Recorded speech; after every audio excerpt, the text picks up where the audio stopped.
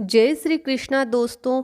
मैं आज आपको सुनाऊंगी लेखिका रेखा गुप्ता जी की लिखी पारिवारिक कहानी। देहरादून के पहाड़ी इलाके में रहने वाली कार्यनिवृत्त आर्मी अफसर की बिटिया दीपिका बहुत ही मस्त मौला थी। अकेली संतान होने के कारण कुछ ज़्यादा ही लाड प्यार में पली थी।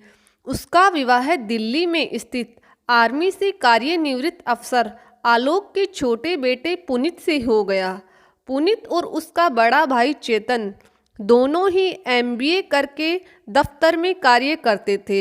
दोनों के दफ्तर पास पास थे, इसलिए दोनों सुबह साथ ही काम पर निकलते थे। उसकी माँ संतोष एक विद्यालय की रिटायर्ड प्रिंसिपल थी। 3 साल पहले चेतन का विवाह हुआ था। उसकी पत्नी रीता घर में ही बुटीक चलाती थी। चेतन और रीता का एक 1.5 वर्षीय बालक था। दीपिका के घर में आते ही एक शांत और गंभीर माहौल वाला परिवार हंसी मजाक वाले परिवार में बदल गया। जल्दी ही दीपिका सबकी चहेती बन गई। सुबह तीनों सास बहू मिलकर जल्दी ही घर के सारे काम निपटा लेती है और फिर रीता के बुटीक जाने से पहले कुछ देर हंसी ठिठोली करती है। आलोक भी कभी कभी उनके साथ बैठ जाते थे, वरना वह ज़्यादातर अपने गार्डनिंग में ही व्यस्त रहते थे। जनवरी का महीना शुरू हो गया। कड़ाके की ठंड पड़ने लगी। सब दीपिका को कपड़े ढंग से पहनने की सलाह देते, पर उसे इतनी ठंड महसूस ही नहीं होती थी। बिना मोजे, बिना स्कार्फ, बस एक ही स्वेटर में रहती थी। एक दिन उन लोगों को पड़ोस के मिस्टर शर्मा की बेटी की शादी का निमंत्रण आया। उनके साथ अच्छे संबंध होने की वजह से घर में सभी सदस्यों का जाना तय हुआ। जिस दिन जाना था उसी दिन रीता और चेतन की तबीयत कुछ ठीक नहीं थी। दोनों को खांसी जुकाम हो रखा था, इसलिए आलोक ने उन्हें इतनी ठंड में अपने साथ ले जाना ठीक नहीं समझा। रात को जब वह निकलने ही वाले थे, तब रीता ने दीपिका को बुलाकर कहा, दीपिका तुम्हें पता है हम लोग दवाई बिल्कुल नहीं लेते, बस 5 मिनट लगेगी, हमारे लिए काढ़ा बना जाओ। दीपिका बोली, भाभी माँ, बाबूजी बाहर गाड़ी में बैठ गए हैं, इस समय काढ़ा बनाऊंगी तो देर हो जाएगी। मेरे पास एक दवाई रखी है, आज रात वह पी लो, कल काढ़ा बना दूंगी।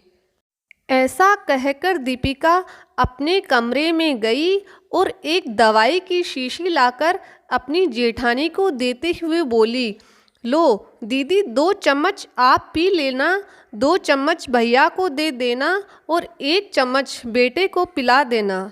हम दरवाज़ा बाहर से बंद करके जा रहे हैं, ताकि जब हम आएँ तो आपको कोई परेशानी ना हो। आप लोग दवाई पीकर सो जाओ। सब शादी में चले गए। शादी से देर रात आने के बाद सब अपने कमरों में जाकर सो गए। अगले दिन सुबह मंदिर की बड़ी पूजा का आयोजन था, तो आलोक जी और संतोष जी वहां चले गए। रीता और चेतन अपने कमरे से बाहर नहीं आए। दीपिका ने उनके कमरे का दरवाज़ा खटखटाया, तो भी उन्होंने कोई जवाब नहीं दिया। उसने पुनीता को बुलाया, पर पुनीता की आवाज़ पर भी अंदर से कोई जवाब नहीं आया। दीपिका तुरंत अपने कमरे में भाग कर गई। वह देर तक जब वह बाहर नहीं आई तो पुनीत कमरे में गया और उसने देखा कि दीपिका अपना माथा पकड़े बैठी है। उसको वैसे बैठा देख पुनीत बोला, क्या हुआ, सिर पकड़े क्यों बैठी हो? दीपिका बोली, मुझसे एक गलती हो गई, मैं दवाई की शीशी में ब्रांडी भरकर लाई थी। कल भाभी ने जब काढ़ा बनाने को कहा तो मैं उन्हें दवाई देने गई, पर गलती से दवाई की शीशी देने की बजाय वह शीशी दे दी जिसमें ब्रांडी थी। जो लोग कभी दवाई भी ना पीते हो, वह लोग ब्रांडी क्या संभाल पाएंगे। उनको ब्रांडी का नशा हो गया, इसलिए वह गहरी नींद में सो रहे हैं।